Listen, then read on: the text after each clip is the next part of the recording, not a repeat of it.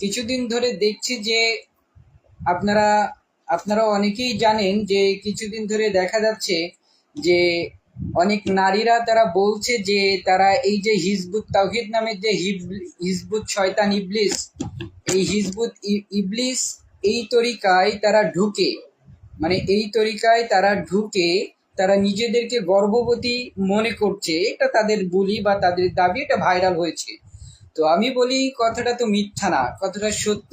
কারণ তাদের ইমাম সাহেব, ইমাম না, সরি, ইমাম, তো তাদের ইমাম সাহেব যেভাবে তারা গর্ভবতী হবে এটাই স্বাভাবিক। কারণ তাদের ইমাম সাহেব যেভাবে আপনার কুস্তি খেলা শুরু করেছে, শরীরে শরীরে কুস্তি খেলা শুরু করেছে, তো ভক্তরা বা যারা আছে দর্শক, মানে তাদের ফলোয়ার বা ভক্তবিন্দু, আর তাদের নারী ছাড়া ভক্তবিন্দু খুবই কম। তো এরা তো অতি দ্রুত গর্ভবতী হবে, সুসংবাদ শোনাবে, এটাই স্বাভাবিক। কিন্তু কতজন যে গর্ভবতী হবে এটার কোনো হিসাব নেই, বিগয়রি হিসাবে এটার কোনো হিসাব নেই। যেটা আমি আপনাদেরকে একটু স্ক্রিনে দেখাতে পারবো। এই যে বিষয়টা আপনারা একটু দেখেন, এই যে হিজবুত তাওহীদের যিনি মাননীয় ইমাম, চিটিংবাজ, লুচ্চা, হ্যাঁ, তো এ নাকি আবার ইমাম। তো কিসের ইমাম? জামানার শ্রেষ্ঠ ইমাম, ইমামুজ্জামান। তো এর কাজ কি? এর কাজ এভাবে মেয়েদেরকে, মহিলাদেরকে এভাবে ধর্ষণ করবে, হ্যাঁ, এভাবে সকলকে প্রেগনেন্সি করবে। তো এইভাবে প্রেগনেন্সি করার মাধ্যমে এদেরকে নিয়ে জাহান্নাম নামক যে স্বর্গরাজ্য আছে, এই জাহান্নাম নামক স্বর্গরাজ্য তারা যাবে, আর এটাই তাদের আকীদা থিওলজি। তো কথা বুঝতে পারছেন কিনা?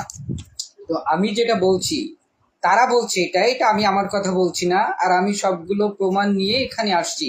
আমি যে নিজের ইচ্ছে মতো উল্টাপাল্টা কথা বলবো বিষয় কেমন না। আপনারা দেখুন যে স্ক্রিনে থাকা যে ইমাম, ইনি হচ্ছে ইমাম বর্তমান। আর ইনার চরিত্র, একজন ইমাম মানে কি?